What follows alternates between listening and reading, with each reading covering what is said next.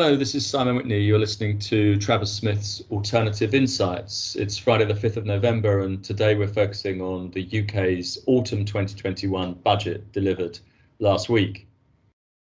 The autumn budget confirmed the UK's determination to use regulatory change as a key driver of economic growth and recovery. This is an ambition which includes important changes to existing rules as well as writing entirely new ones. And it's been evident for some time now. It's in part linked to Brexit.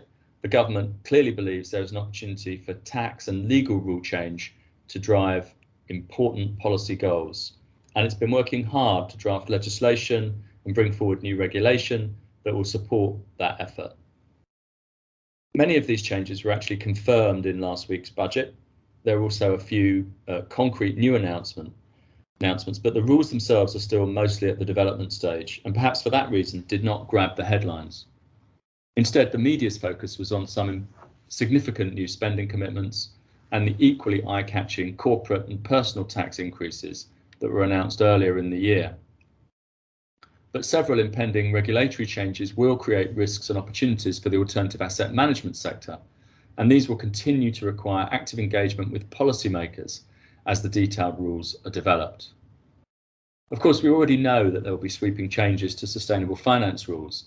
These are absolutely necessary if the government is to achieve its ambition stated at COP26 this week for London to become the world's first net zero aligned financial centre. Among many recent announcements on sustainable finance were finalisation of the rules for climate related reporting by large UK companies, including large UK private companies, further announcements on a sustainability disclosure regime and the UK's green taxonomy, which was swiftly followed by more concrete proposals from the FCA on a disclosure and labelling regime for asset managers. These and many other forthcoming changes will bring strategic opportunities as well as compliance challenges for alternative asset management firms. But the government's competitiveness agenda extends much further than green finance. For example, there's an ongoing review of the UK funds regime. That's progressing well, and it will soon lead to concrete changes. One important aspect of this drive to make the UK a more attractive place to locate a fund is the proposed new regime for qualifying asset holding companies. The government's proposals to establish an asset holding company regime have already been the subject of 2 consultations, and draft legislation was published this week on the 4th of November as part of the Finance Bill. These changes are welcome, and the suite of tax benefits available to qualifying holding companies will be generous. The budget, though, saw a related attempt to make it easier for firms to locate in Britain when the Chancellor also unveiled proposals that would help firms to move all or part of their structure to the UK. New rules will allow non-UK incorporated companies to re-domicile to the UK while maintaining their legal identity, something that's currently not possible in the UK. Among many other things, these new rules may help firms who want to move their holding company to the UK to benefit from the new asset holding company regime.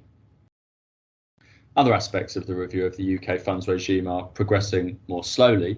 For example, a review of the VAT treatment of fund management fees, which was announced in March 2020, is still awaited. That review gives the UK an opportunity to implement a more coherent and internationally competitive approach to VAT on fund management fees, but it is going to be tricky to get those rules right. Last week, the Chancellor confirmed that the government has not forgotten about this, promising that the review will materialise shortly. Also, due in the coming months is the government's response to the call for input on the broader elements of the UK funds review. So more changes afoot there, again, changes that the government hopes will make the UK more attractive as a place to locate a fund. Alongside that funds review, the government has also been vocal about the need to channel more private sector investment into long-term and often less liquid investments.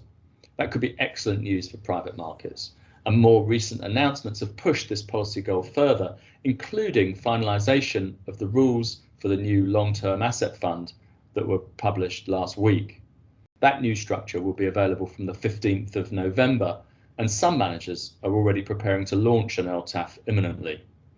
One stumbling block, though, has been the cap on fees that applies to so-called defined contribution pension schemes. And there are mixed views in government and indeed in the pensions funds industry about how performance fees, obviously common in private funds, should be accommodated within the fee cap. Conscious of this, the government has also confirmed in the budget that it will consult on options for accommodating what it calls well-designed performance fees, which would include funds, we hope, with a standard carried interest structure. Tax incentives for the right kind of investment are also on the table. For example, following a consultation launched in March this year, the government has announced some changes to the research and development tax relief regime.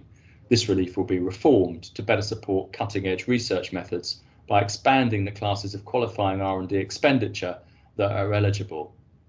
They will now include data and cloud computing costs. This will, we are told, reinforce the UK's status as a science superpower, and it was swiftly welcomed by the BVCA, the UK's private equity and venture capital industry association.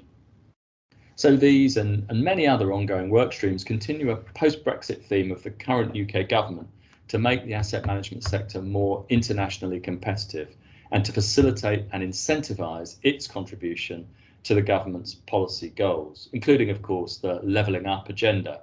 So it's seeking to finance all parts of the economy, not just London and the South East. Regulatory change is clearly seen as a key tool to drive that agenda, and it is going to affect all UK alternative asset managers in the years ahead. Adapting to some of those changes will, of course, be challenging, but the good news for managers is that many of these changes will create important new opportunities, and that indeed is the government's intention.